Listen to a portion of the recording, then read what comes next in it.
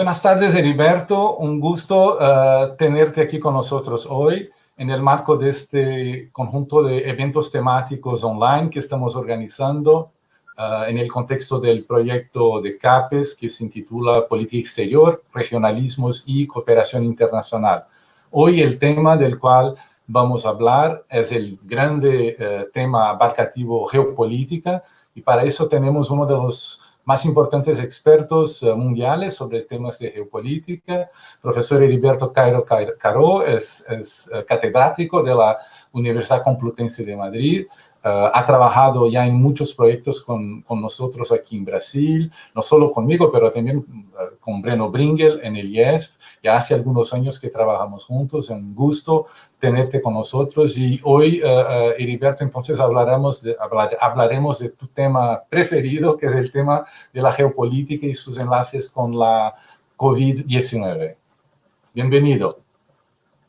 Muchas gracias por, encantado. La verdad es que siempre que he estado en el IESPI, aunque sea ahora de forma virtual, pues ha sido un placer y han sido además muy fructíferas las estancias allí, o sea que realmente seguir espero que sigamos colaborando muchos años y que desarrollemos de nuevo proyectos con todos juntos y demás. Heriberto, tú eres director de una revista que trata exactamente de este tema, que es la revista Geopolíticas y Estudios de Espacio y Poder, editada por las ediciones de Complutense de Madrid. Y la primera pregunta que quisiera hacerte es ¿cómo y por qué la geopolítica es importante, en tu opinión, para pensar la pandemia del COVID-19? Bueno, yo creo que lo primero y lo más evidente quizás es un contenido, digamos, elemental, fundamental en la geopolítica, ¿no? Y es que la forma de abordar la pandemia en la mayor parte de los estados ha sido mediante el confinamiento.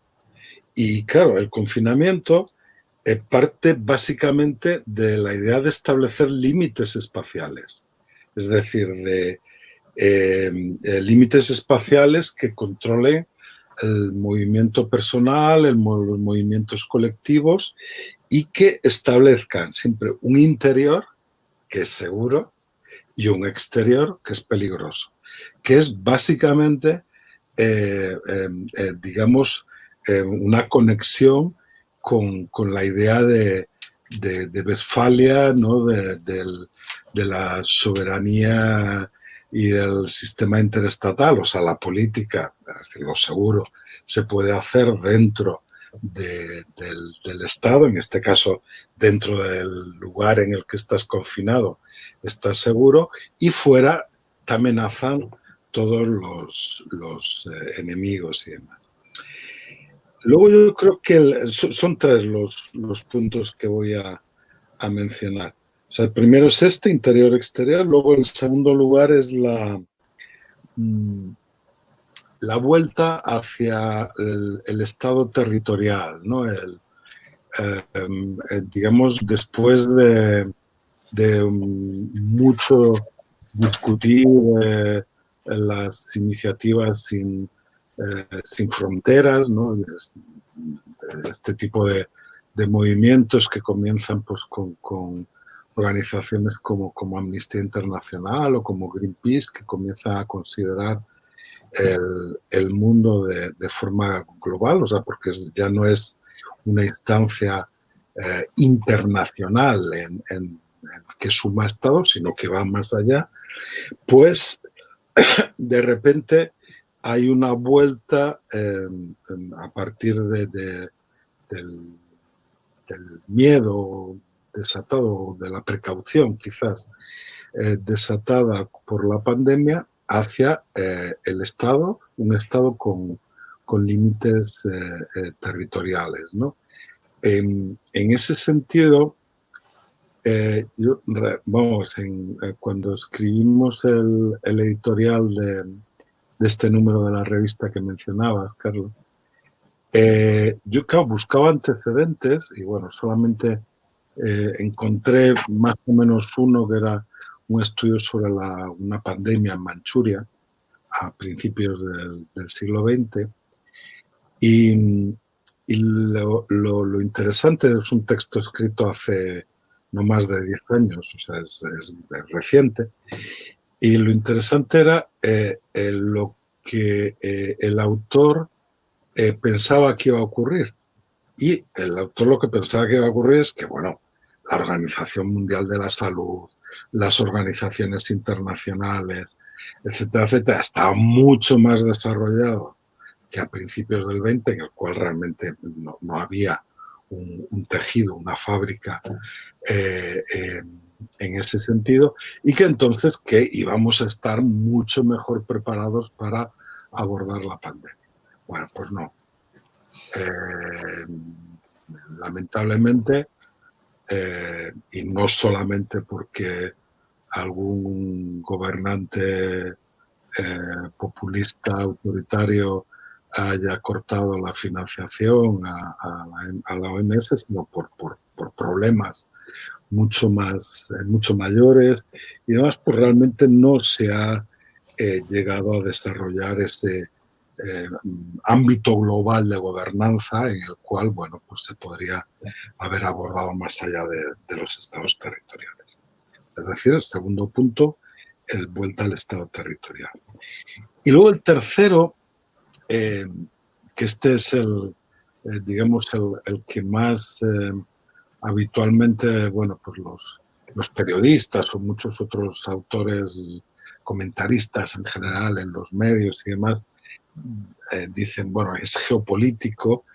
Yo creo que tiene que ver efectivamente con una cuestión geopolítica que es la lucha por la primacía en el sistema interestatal. Y es cierto que, bueno, han quedado claramente ya diseñados los actores que pueden estar luchando por esa primacía, que son prácticamente los actores que están intentando desarrollar vacunas. Luego, todos los países, en España creo que hay 4 universidades y demás y tal, están intentándolo, pero realmente, digamos, es la Unión Europea, China y Estados Unidos, cada una, digamos, con papeles diferentes, pero son los actores que parece a día de hoy que tienen capacidad, y de hecho las inversiones que están haciendo son de un calibre muy superior al resto, pues para buscar, bueno, para encontrar esa vacuna o ese tratamiento que evite la alta mortalidad de esta enfermedad.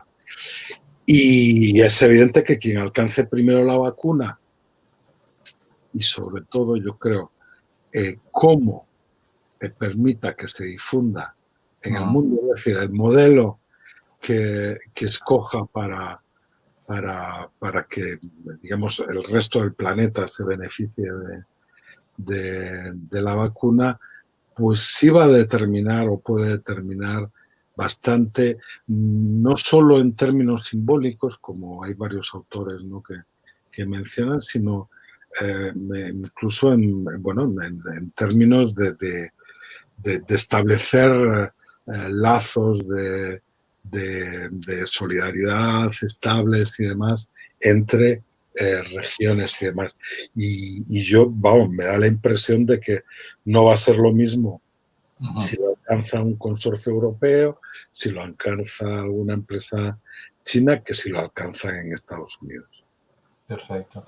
Estos 3 puntos que mencionas, Heriberto, me llama mucho la atención porque la diferencia interior-exterior, el estado territorial y la lucha por la primacía internacional son todos elementos constitutivos del imaginario moderno, del sistema internacional, de las relaciones internacionales más clásicas.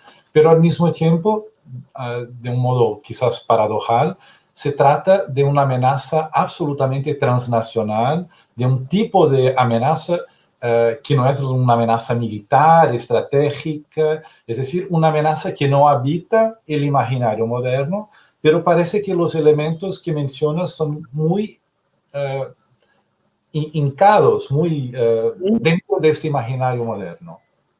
¿Eso es paradójico? ¿Qué opinas? Yo creo que lo describes bien. Es como un resituar, digamos, elementos de un paisaje que creíamos que se estaba transformando, de nuevo, que aparezca allí. Y yo lo mencionaba sobre todo en el segundo, en el caso de la vuelta de los estados territoriales. Yo creo que es que el problema es que realmente los elementos de gobernanza global que podían haber, digamos, superado los límites de los estados territoriales, y en los cuales el autor de este libro sobre la pandemia en Manchuria tenía grandes esperanzas, pues realmente se han visto que no se han desarrollado, que digamos, esa diferenciación entre interior y exterior nos ha pasado. Hemos vuelto a los sistemas ya no del siglo XVI de control de las, digamos, yo qué sé, del cólera o de las otras pandemias, sino los del siglo XII de la peste. O sea, es decir, lo único que se nos ha ocurrido es, digamos, como volver a esos momentos iniciales. Entonces, a ver, yo creo que puede entenderse como paradójico, pero también puede ser un cierto, puede significar un cierto respaldo para todos aquellos que seguían insistiendo en que el Estado no había desaparecido y que, al revés, todos los que podían o podíamos soñar en una superación del Estado, pues bien, queda mucho camino por hacer en ese sentido. Y que todavía peor, que el camino que pueda significar la superación del Estado puede no ser el que se había soñado. O sea, volver a, por ejemplo, esto que algunos apuntan, ¿no?, de rasgos neofeudales en el mundo, en la estructura de poder mundial, pues hombre, no es la mejor de las noticias, ¿no? O sea, es, por más que uno pueda romantizar la época feudal y demás, pues bueno, las conquistas modernas de la ciudadanía y de la democracia y demás, pues que se vean amenazadas por estas estos nuevos viejos modelos que vuelven, pues es realmente terrible. Entonces, por eso diría yo que aparte de, o sea, que es paradójico, efectivamente, que años en el cual, yo siempre lo decía, ya solo faltaba un cuerpo de aduaneros, perdón, sin fronteras, ¿no?, porque ya teníamos de todo, la panoplia y demás, pues que de repente la frontera sea algo que prácticamente se añore, ¿no?, para ponerla. Es una anécdota, pero el 13 de marzo, creo, que estaba en Argentina. Entonces yo iba a estar por 15 días, íbamos a dar un curso, colegas de la Complutense y de la Universidad de Buenos Aires. Y bueno, ya primero cuando llegamos el sábado nos dicen, no, el curso está suspendido porque pueden contagiarnos el virus, el COSARS, la COVID. Bueno, la verdad, cuando había salido de Madrid, sí parecía que había complicaciones, pero no era todavía el punto y demás. Y eso fue el domingo. Y el jueves, Alberto Fernández anunció que se cancelaba vuelos de entrada y salida a Argentina. O sea, es decir, o salíamos en el fin de semana o nos quedábamos en Argentina. Bueno, era una opción. Pero, digamos, la anécdota no es esa. La anécdota es cómo algunos de los colegas que estaban allí se volvieron prácticamente locos. O sea, decía, hay que conseguir billete como sea para volar, volver a casa. Claro, hombre, sí, uno entiende, ¿no? Que estás cómodo en casa, tienes tus cosas y demás, pero era realmente un sentido de pánico, o sea, de miedo a morir en un hotel extraño, demás y tal. Bueno, pues eso yo creo que... Además, de Madrid a Buenos Aires, en donde, bueno, hay muchas semejanzas de muchas cosas. No era de Madrid a Shanghai o a Tokio o algo así. Claro, o en Bombay, no sé, pues sí, imagino que uno se puede sentir mal y el sentido del peligro que hemos desarrollado culturalmente, ¿no? Y entonces que, bueno, pues nos hace pensar que las calles oscuras con gente de colores que no sean blancos y demás y tal, se convierten en lugares peligrosos, ¿no? Que están construidos perfectamente. Buenos Aires no es el lugar donde uno prototípicamente pueda pensar en esto. Pero otro punto que me llama la atención en tu comentario, Heriberto, es justamente la experiencia de Unión Europea considerada desde acá, desde Río de Janeiro, desde Brasil, porque una vez más, una de las comunidades políticas que más había avanzado en en la dirección de superación del Estado es la Unión Europea. Pero ¿cómo evalúas tú las respuestas que Unión Europea y los Estados europeos han dado a los momentos de pánico con respecto a la COVID-19?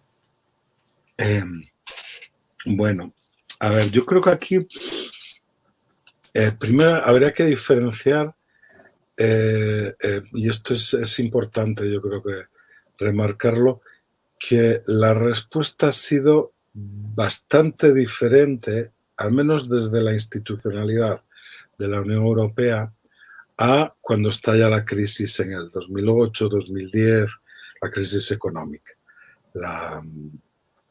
sobre todo de la banca y demás y tal. En aquel momento, digamos, la reacción fue bueno, tenemos que reducir gastos, tenemos que impedir que quiebre el sistema financiero y, por lo tanto, la política de austeridad es lo único que nos queda. Y, ciertamente, aunque con diferencias entre países, y esto es un punto importante a poner sobre la mesa al cual me refiero ahora, pero aun con diferencias sobre países, en esta crisis, ya desde el principio, nadie ha hablado de políticas de austeridad, sino que al revés, ha vuelto a un keynesianismo, yo diría que casi clásico. No encuentro diferencia y tal. O sea, la idea de que hay que gastar, que gasten los estados, que gaste la Unión Europea, que, digamos, se ponga dinero a circular para reactivar la economía, una economía que, bueno, realmente, digamos, la lógica es que no está dañada, sino que simplemente está parada. Y entonces lo que hay que hacer es volver a engrasar la máquina. Bien, entonces esa es una primera diferencia importante. Y además las instituciones se han comprometido, el Banco Central Europeo, Lagarde, etcétera, etcétera, se han comprometido a esta línea. Luego está el problema realmente de de las, digamos, la Europa del norte, la Europa del sur, una Europa del sur que va creciendo. Ya, ahora Francia ya está incluida en la Europa del sur. Si hubo un momento en el cual no se sabía muy bien dónde estaba, yo creo que ahora ya el Mediterráneo comienza a tomar los tintes que describía Brodel, ¿no? O sea, él decía, acuérdate que era la línea del cultivo de los olivos lo que definía el Mediterráneo, y media Francia, más de media Francia, evidentemente está ahí. Entonces, bueno, digamos, el sur crece, el norte se extiende hacia el este, por decirlo de alguna manera, ¿no? Los holandeses encuentran extraños aliados en los autoritarios del este de Europa, sobre todo, bueno, Polonia, Hungría, etcétera, etcétera. Y yo creo que surge ahí de nuevo un problema del cual es una manifestación absoluta y evidente el Brexit, ¿no? O sea, la salida del Reino Unido, más allá de una política de nuevo populista y en cierta medida, desde luego, poco nacionalista y poco, yo creo, con poca visión de futuro, lo que sí muestra es que bueno, el proyecto europeo solamente puede seguir funcionando si da pasos decididos hacia adelante. O sea, en la situación actual, que los estados puedan seguir, digamos, vetando determinadas políticas fundamentales de la Unión Europea, va a significar antes o después que alguien, sea Dinamarca, sea Holanda, con lo que significaría Holanda, porque está en el centro geográfico de Europa, pero también de las, prácticamente casi de las instituciones comunitarias, el significado de la Haya, etcétera, etcétera.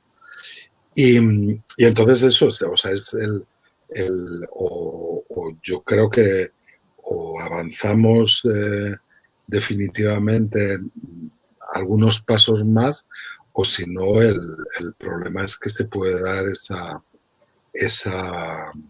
una mayor desintegración con otros países y demás escapando. Porque ahora mismo realmente la discusión está ahí, está en si realmente, pues bueno, pues como piden italianos, españoles y también ya franceses, se espera de la Unión Europea que haya una extraordinaria, y subrayo lo de extraordinaria con todas las letras, contribución de la Unión, incluso sin que sea en forma de préstamos, o sea, es decir, contribuciones sin vuelta atrás. Y bueno, pues la posición de los países más refractarios a esta idea, que bueno, se ha manifestado en los medios, sobre todo en Holanda, por las declaraciones del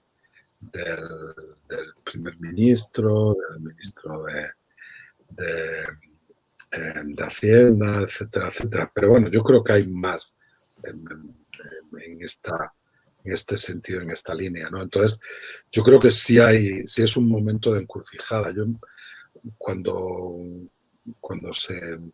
el Reino Unido optó por el Brexit en el referéndum y demás, siempre recuerdo una entrevista que me hicieron, dije, no, bueno, esta es una oportunidad para Europa para volver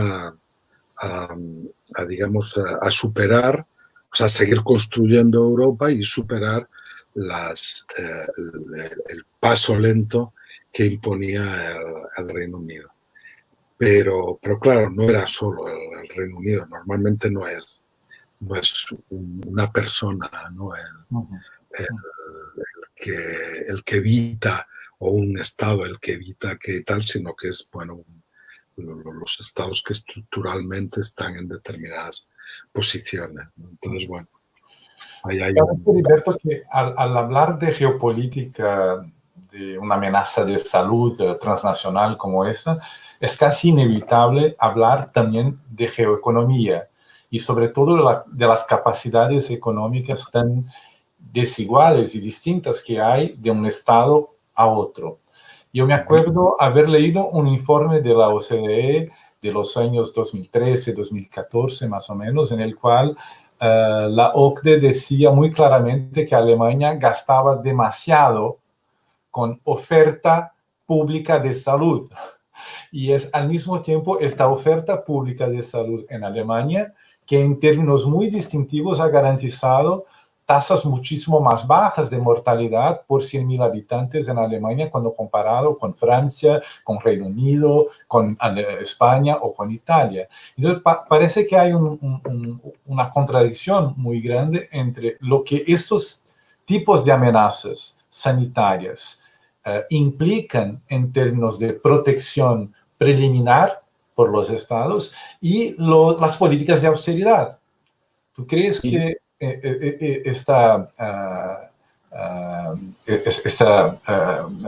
este modo de raciocinar, este raciocinio, puede implicar una crisis profunda para la continuación del neoliberalismo y de las políticas de austeridad, o es algo muy coyuntural desde tu perspectiva? es, pero es difícil responder a la pregunta porque, claro, eh, yo creo que ha sido tan evidente lo que ha ocurrido. Mencionabas antes el número especial de la revista, ¿no? Entonces comienza el número, bueno, también porque fue el primer artículo que llegó a mis manos y empezamos a componerlo, pero comienza con un artículo de John Agnew sobre lo que llaman la paradoja espacial en Estados Unidos, entre un presidente, digamos, ultranacionalista, ¿no? En el cual quiere o afirma que el peligro viene del exterior. Una de las primeras medidas fue prohibir la migración. No, vamos a resolver esto prohibiendo la migración. Entonces la paradoja es cómo ese presidente a la vez, bueno, había estado desmontando la red digamos, de alertas sanitarias y demás que podían haber evitado esto. Y ahí de nuevo es interesante lo que señalaba John, ¿no?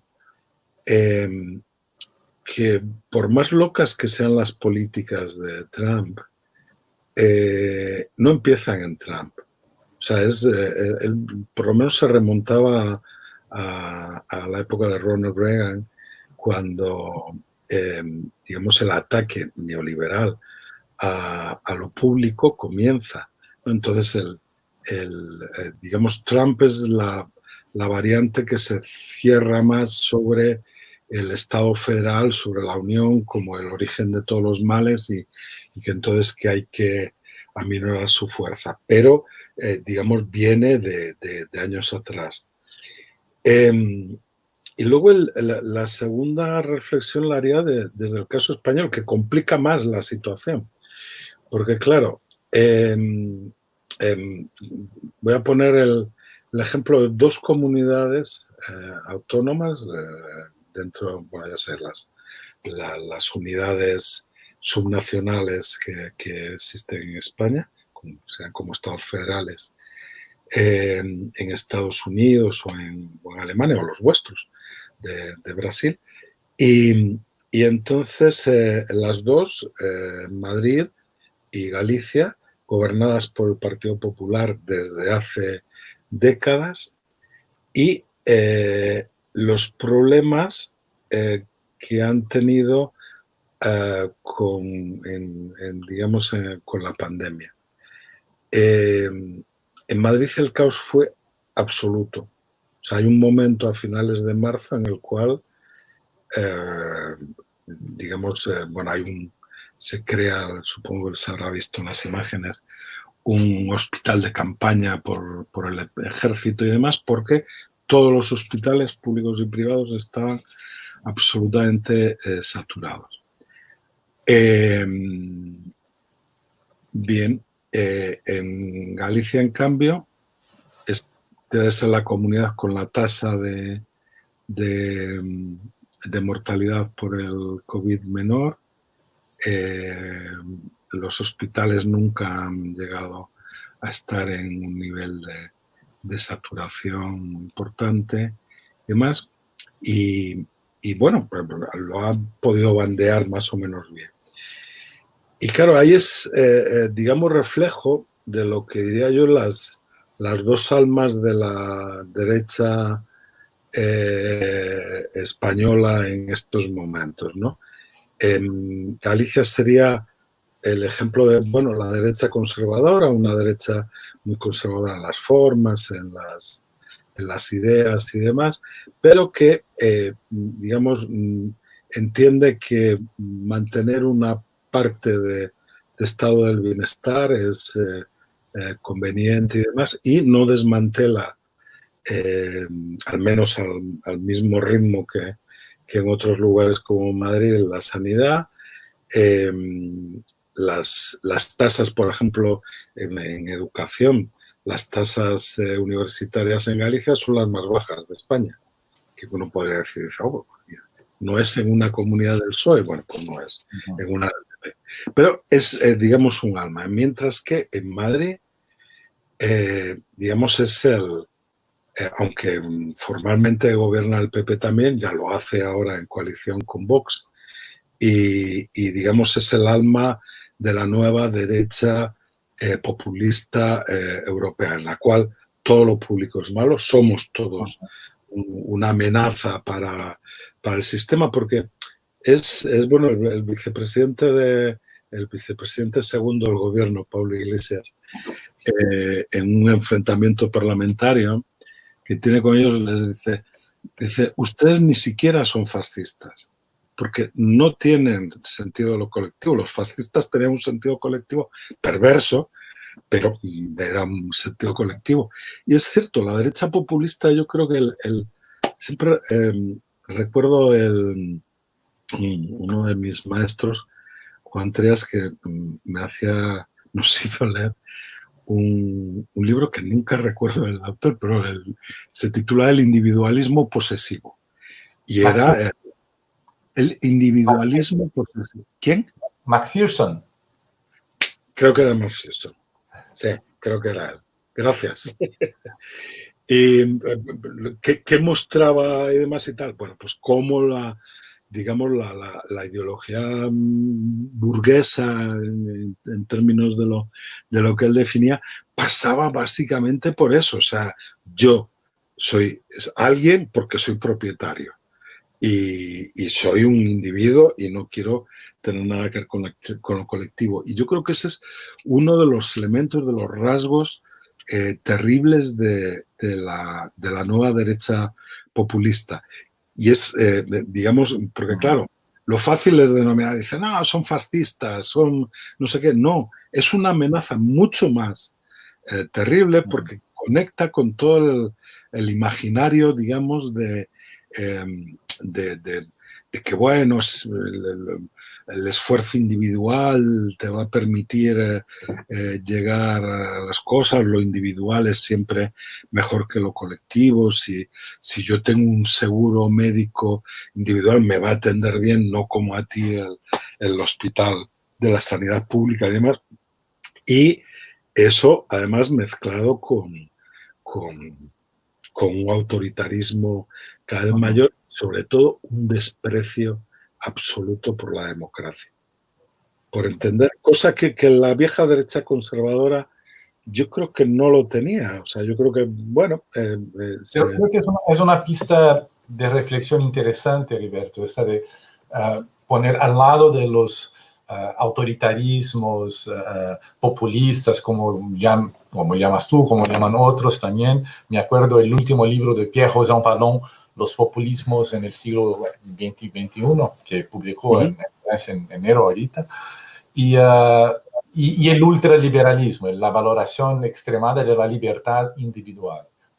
Es que es una negación absurda de todo lo que es colectivo. Creo que es una pista interesante porque hay muchos fenómenos que son colectivos y todos estos fenómenos son objeto de negacionismo o de escepticismo, con las cuestiones de salud, las cuestiones de cambios climáticos, etcétera, etcétera. Eso es una pista interesante para profundizar. Yo quisiera volver...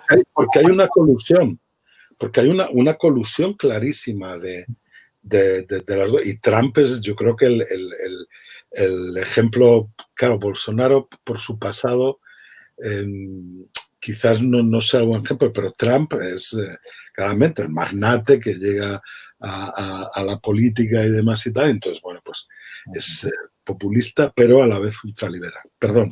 Exacto. Yo quisiera volver a la cuestión de la revista y del número especial que has coordinado, has sido uno de los coordinadores. ¿Qué otras contribuciones la revista en este número especial sobre la geopolítica o las geopolíticas de la COVID-19 trae para el debate, desde tu perspectiva?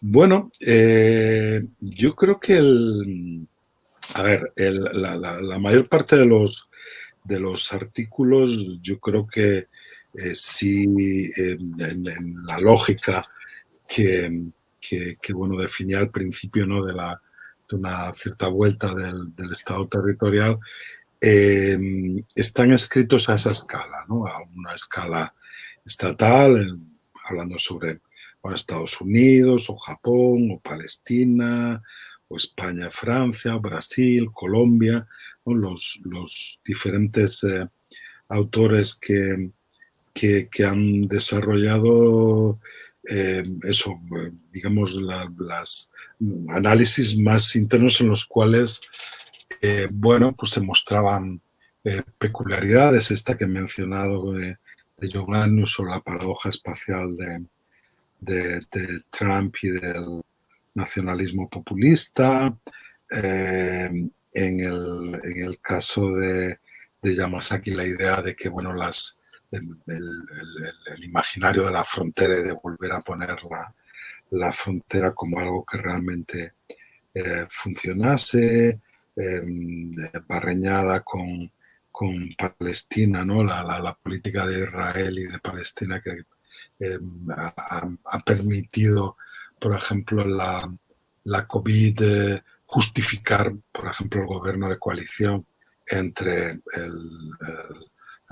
el partido más centrista que había ganado las elecciones y la derecha de Netanyahu, y a la vez mantener la política. Bueno, digamos, la mayor parte yo creo que han estado en ese nivel, incluido, por ejemplo, los dos artículos sobre fronteras más específicamente que ha habido. Luego, en, digamos, una escala más regional, sobre Europa o sobre América Latina, pues también ha habido ahí algunas aportaciones interesantes. En la escala global, por las reflexiones sobre el turismo, sobre la situación, las perspectivas de la gobernanza local, pues yo creo que también han sido interesantes. Pero bueno, la escala local creo que podría haberse escrito mucho más. Me hubiera gustado que hubiera habido muchas más cosas, pero uno de los quizás artículos que ponen más cosas sobre la mesa, digamos, en diferentes escalas, es uno que hay sobre los cuidados domésticos, los cuidados en la unidad doméstica, de Manuel Espinel. Los que estén familiarizados con el análisis de sistemas mundo recordarán que, bueno, mantiene Wallerstein y luego Peter Taylor, que los aplica en geografía política, mantiene tres escalas fundamentales, ¿no? La de la mundial, la global del mercado, la de los estados y la de la localidad y demás. Pero no deja de mencionar nunca que, digamos, uno de los grupos constitutivos digamos, de toda esa fábrica son las unidades domésticas, que además lo denomina unidades domésticas y no familias, porque a lo que se refiere es fundamentalmente a, digamos, vínculos, o sea, personas vinculadas por, digamos, compartir más o menos el resultado de ingresos económicos de sus trabajos y más o menos un techo o unos lugares comunes de habitación. Por eso no es estrictamente, o no es el sentido de una familia. Bueno, entonces lo que menciona es una cuestión que claro, que nos pone todo en danza, ¿no? La crisis de los cuidados en el norte. O sea, uno de los dramas que ha habido en los países, bueno, en España clarísimamente, pero en los países europeos es las muertes de los ancianos en las residencias. Muertes, personas abandonadas, en muchos casos el personal de las residencias ha sido heroico, se ha quedado allí, se ha cerrado con ellos, pero en otros casos han huido. El desprecio de esta derecha populista radical que dicta unas instrucciones, pretendidamente por un comité sanitario, en la cual, por encima de, creo que eran 75 o 80 años, no recuerdo, pero pone un límite de edad, que no son admitidos en los hospitales, que los dejen en las residencias y que esperen a que mueran. O sea, es así de crudo. Ya hay ahora una denuncia de, creo que cerca de 1000 familiares, ¿no?, que contra la presidenta de la comunidad autónoma, y bueno, pues están recabando pruebas porque cada día sale en los periódicos una nueva información, porque claro, fue la cosa, bueno, se mezclaron todos los males habidos y por haber. Pero bueno, esto, ¿por qué ocurre? Porque, digamos, desde, o sea, el modelo de unidad doméstica en Europa, pues desde el siglo XIX hasta hace 30 años quizás, era un modelo en el cual estaban los sirvientes por un lado y por otro lado las mujeres de la familia que atendían a los mayores. Entonces, bueno, formaba parte, ellas, digamos, no trabajaban, pero a cambio de no trabajar, ocurre esto. Bien, la incorporación de la mujer, obvia, necesaria, fundamental al mercado de trabajo, la igualación de roles, de papeles y demás, hace que, digamos, el cuidado de los mayores entre en una situación comprometida, porque o una de dos, o vuelves, o digamos, aumentas el número de sirvientes que puedas tener, y aquí entra claramente la migración internacional de mujeres, en el caso español especialmente desde América Latina, para atender a ancianos y ancianas que están solos y entonces lo tienen que tener.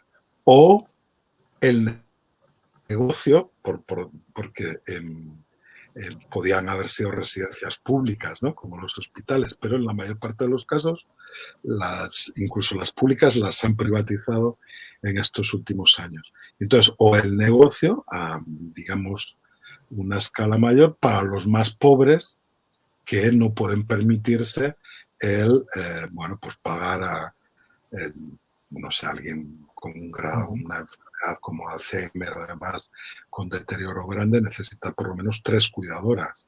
Y bueno, pues evidentemente hay que tener dinero para hacerlo. Entonces, digamos, entran en escena las residencias. Y claro, lejos de ser entendidas como, bueno, pues una extensión, si quieres, en el tiempo, primero nos cuidan en la escuela pública, luego en los hospitales públicos y luego en las residencias públicas, pues al revés, vamos a privatizar las escuelas, privatizamos la sanidad y también ahora privatizamos las residencias. Y entonces se convierten en ¿cómo es? Un nuevo nicho de mercado que además son los grandes fondos de inversión internacional los que están invirtiendo en eso. Porque dicen, no, esto es un negocio que nunca se va a acabar. Va a haber cada vez más viejos que van a durar más y entonces, bueno, hagamos un gran negocio con esto. Ese es, yo creo que un artículo que pone sobre la mesa realmente todas las dimensiones de la crisis de la COVID, ¿no? Que van desde la unidad doméstica hasta, por supuesto, sin duda, la primacía, la lucha por la primacía en el sistema interestatal, ¿no? Y en Las eso de migraciones. Perdón. y en eso de la unidad doméstica creo que hay una diferencia muy visible del modo como en Europa o en América Latina o en Asia los países han integrado la dimensión del cuidado como una dimensión política, social y económica importante. Parece que en comparación con el Occidente, el Oriente, aunque por supuesto que debe haber números no conocidos, no plenamente conocidos de China, pero si tomamos, bueno, si inflacionamos a 3 veces los números de China, el caso de Corea del Sur, el caso de Japón, de los países del sudeste asiático, incluso en el caso indio, hasta ahora, parece que Asia se ha salido muchísimo mejor en términos de cuidado de la seguridad de sus poblaciones que los países centrales más desarrollados. Sí, eso. ¿A qué factores podríamos atribuir eso? A ver, lo más fácil, sobre todo en el caso de China, sería decir, bueno, es que claro, como es un Estado autoritario digamos, centralista, puede ordenar cosas que no funcionarían en un Estado democrático. Yo creo que esa es una aproximación superficial y es una aproximación muy de gran titular periodístico o de comentarista que bueno, no tiene otra cosa que opinar y lo plantea. A ver, yo creo que, sí tiene que ver, desde mi punto de vista, creo que tiene que ver con el papel del Estado en todos estos países, que es un papel fundamental en la economía. Yo siempre recuerdo, bueno, cuando me acerqué en un momento determinado a estudiar cómo en Corea del Sur se había producido el desarrollo, cómo habían pasado digamos, de ser un país periférico a un país, desde luego, periférico, incluso, bueno, pues en muchas cosas, de luego muy parecido a la Europa meridional, a lo que podría ser España, que fue a partir de un viaje, un congreso, recuerdo, tuvimos en Seúl, y la verdad es que me dejó muy, muy sorprendido. Y entonces indagaba y demás, y claro, el papel del Estado en toda la modernización, en todo el punto de desarrollo es fundamental, igual que lo ha sido en China, igual que lo ha sido en Japón antes. O sea, es decir, hay un modelo en el cual yo creo que, digamos, es que no me atrevo a decir que hay un elemento cultural diferenciador, porque ahí no me atrevo a, a decirlo, pero desde luego sí que hay elementos en los cuales, digamos, lo colectivo, aunque sea un capitalismo salvaje y muy competitivo y demás y tal, pero que hay un cierto sentido de lo colectivo que por desgracia en otras latitudes quizás hayamos perdido, ¿no? Entonces, yo creo que la forma de abordarlo también es, bueno, pues, respetando quizás más también o ajustándose más a las normas, ¿no? Pero creo que apuntas dos elementos importantes, por lo menos, la concepción del Estado y la concepción de lo colectivo. Ujú. Lo individual es importante, pero prima lo colectivo, el sentimiento de pertenecimiento a algo que es más allá del individual. Ujú. Para concluir nuestra conversación, nuestra charla, ya que no podemos tomar una cerveza juntos, ¿no es verdad? Por lo menos esta charla así virtual. Uh, Tú has demostrado en las respuestas, en las indicaciones, que, bueno, hay modos clásicos de la geopolítica, de pensar el sistema internacional, pero hay otras geopolíticas, otras formas de concepción de la geopolítica para pensar las relaciones de poder en el sistema internacional. ¿Puedes hablarme, para concluir, un poco de cuántas geopolíticas hay para pensar un poco estas relaciones de poder, que es un poco el objetivo mayor de la revista que diriges también, de ilustrar la diversidad de las escuelas geopolíticas? Bueno, a ver, yo creo que una pregunta muy que nos hacemos cada vez más gente y cada vez yo creo que se va complicando más el responderla, en el sentido de que, bueno, pues cada vez van, digamos, surgiendo matices, giros, digamos, el giro crítico, el giro descolonial, el giro, o sea, hay toda una serie de elementos que van cambiando también mucho, ¿no? Pero bueno, a ver, yo diría que sigue habiendo una geopolítica, vamos a calificarla de tradicional, en el sentido de que parte de la idea de que, digamos, se pueden definir, pues, elementos, por ejemplo, del poder del Estado. Vamos a hacer un índice de poder del Estado y entonces, a partir de esos índices de poder del Estado, pues podemos establecer cómo van a ser las relaciones. O sea, es el objetivo de la ciencia positivista desde el 19. Es decir, vamos a descubrir leyes, vamos a fijar bien, o sea, comportamientos que sean regulares, eso nos permite decir que hay unas leyes a las que se ajusta el sistema interestatal y, sobre todo, el neopositivismo que dice, ¿y eso qué nos va a permitir? Nos va a permitir formular hipótesis sobre lo que va a ocurrir en el futuro, definir los escenarios futuros. Bueno, yo creo que esa geopolítica sigue existiendo. Yo, por ejemplo, cuando damos cursos para militares en el curso de Estado Mayor,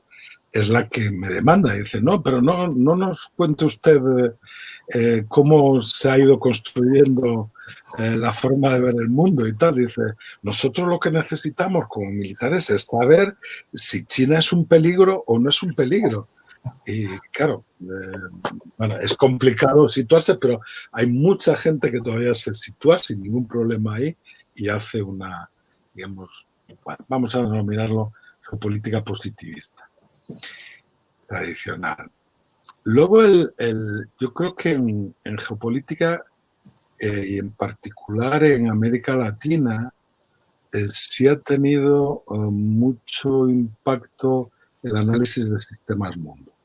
Quizás porque la teoría de la dependencia se imagina o se desarrolla allí, todo el dependentismo de Cepal y demás, abona que, bueno, pues, digamos, todos los autores que podían trabajar en esa línea, pues deriven un poco hacia análisis geopolíticos dentro de este sentido. Estoy pensando, por ejemplo, en personas como el fallecido Teotonio dos Santos, ¿no? Que, bueno, pues comienza la economía y quizás al final hace cosas más cercanas a la geopolítica. Pero bueno, esta geopolítica que, bueno, en Peter Taylor es, yo creo que la persona clave en su desarrollo, luego hay muchísimos más que se unen y demás y tal, es una geopolítica que, claro, parte de tres bases, ¿no? La teoría de la dependencia, del marxismo y de la idea de la escuela de los anales de que, bueno, hay que interpretar el mundo en tiempos largos y en tiempos cortos, aquella idea de Brodel y demás, y que entonces, bueno, es más complicado que lo era para la geopolítica positivista. Y es, digamos, crítica en la misma medida que, digamos, la teoría de la dependencia es crítica. O sea, es decir,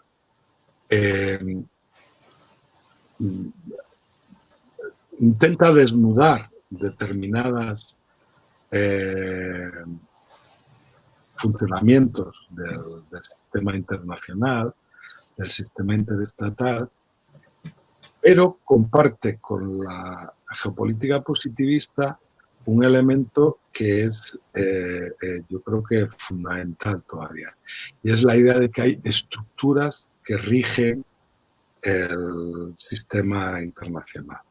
Es decir, pues, mucho más sofisticado, evidentemente, que la idea de que es, bueno, pues la localización física, ¿no? Dice, bueno, pues si estoy en el cinturón interior de Mackinder, es decir, las penínsulas de Eurasia, tengo la máxima probabilidad de que tenga una guerra cada 50 años o cada 80, mientras que si estoy en América Latina, que está ahí en el cinturón exterior de Mackinder y demás, las posibilidades de guerra son menores. No sé qué es mejor, si tener a Bolsonaro o tener una buena guerra concentrada en unos meses. Pero bueno, he dejado el chiste que lo puedes eliminar en la edición.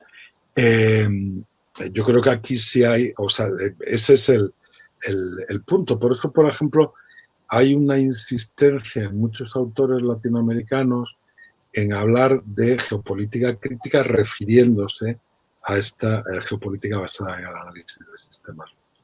Pero luego hay una geopolítica crítica, si queréis, en estricto sensu, que es la que, bueno, pues se desarrolla en torno a John Agnew, a Gerard Toll, Simon Dalby, toda una serie de gente, que ahí sí lo que incorpora es a teorías el deconstruccionismo de Derrida, las teorías críticas en el sentido de teorías críticas sociales y demás. Y entonces aquí sí que dan un salto y dejan de pensar en que en la geopolítica hay estructuras, y entonces lo que entienden es que fundamentalmente es al revés, es una forma de ver el mundo, y esa forma de ver el mundo legitima determinados, hace más que legitimar, que es de nuevo otra palabra complicada, hace comprensibles para los seres humanos determinadas formas de actuar. O sea, es decir, si yo veo el mundo en las geografías binarias, ¿no? Que dice Giovanni, que es un elemento fundamental desde el Renacimiento en todas nuestras formas de ver el mundo. Entonces, si yo veo el mundo en función de que o soy comunista o soy partidario del libre mercado, y entre medias no hay nada y demás, es evidente que, claro, cualquier estrategia para maximizar uno u otro campo es una estrategia legítima. Una estrategia que es entendible para hacerlo, porque el otro campo, su extensión, lo que supondría es la eliminación del nuestro.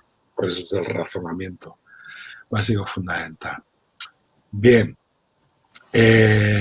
Luego ya a eso, digamos, hay algunos autores y demás y tal, que aprovechando el giro de colonial en los estudios, en todo tipo de estudios y demás, pues quieren desarrollar una geopolítica crítica de colonial.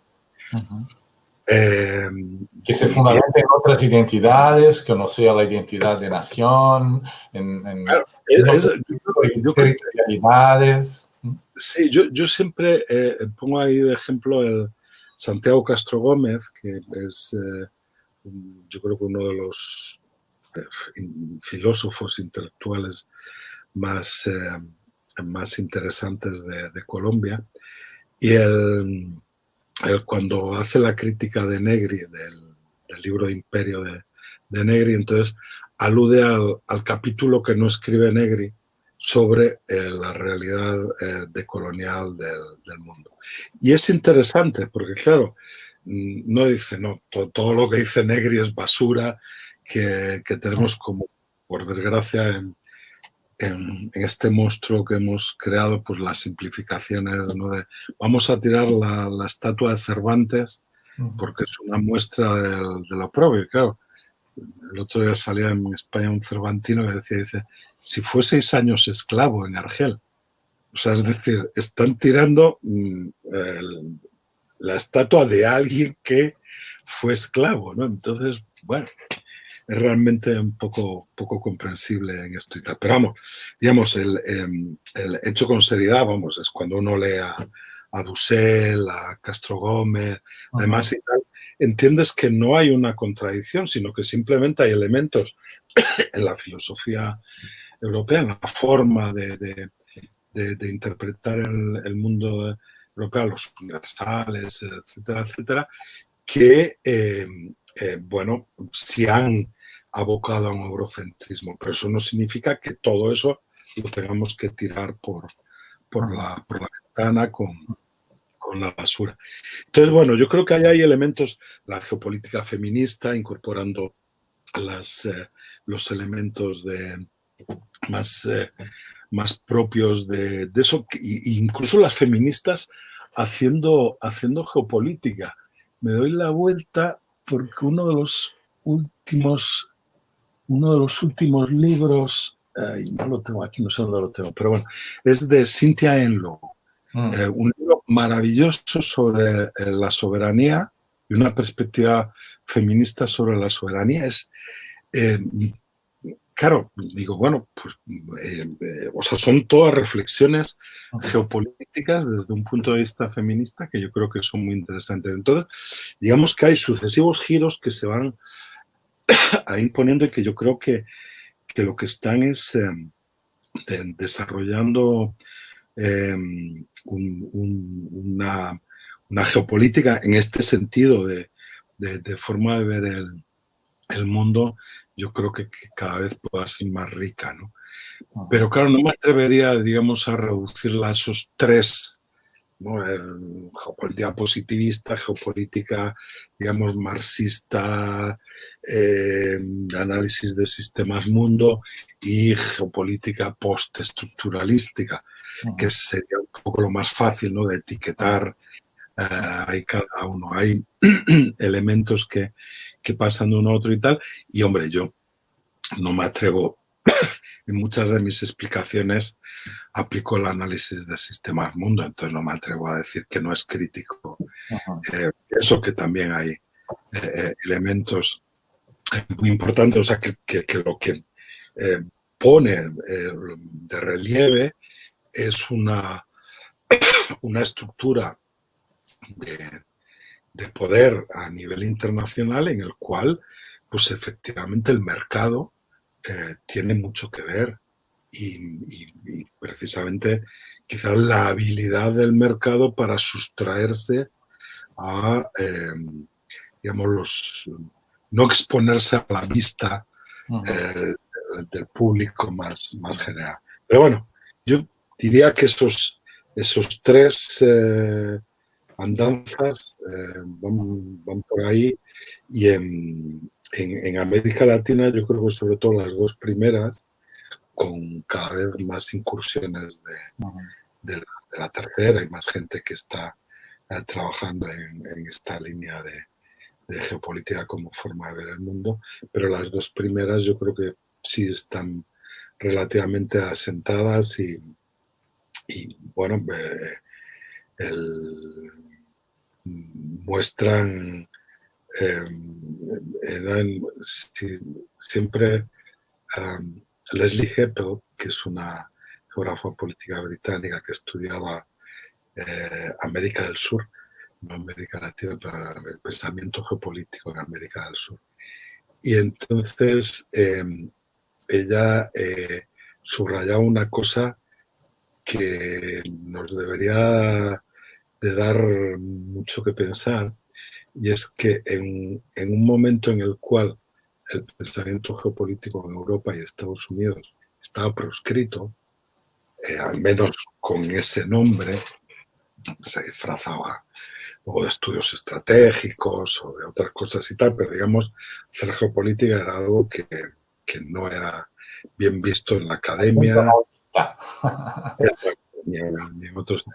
En cambio, en países latinoamericanos, en Brasil, clarísimamente, en Argentina, en Chile, en Perú, se desarrollaban escuelas poderosas, y yo creo que en algunos casos, sobre todo en Argentina y Brasil, se podrían entender que había elementos, digamos, por tratarlo desde el análisis de sistemas del mundo, semiperiféricos en ese tipo de doctrinas y de geopolíticas que se intentan desarrollar, ¿no?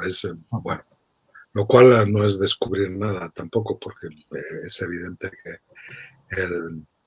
la escuela de geopolítica alemana es clarísimamente el resultado de un país semiperiférico que se había convertido en central y estaba disputando la hegemonía.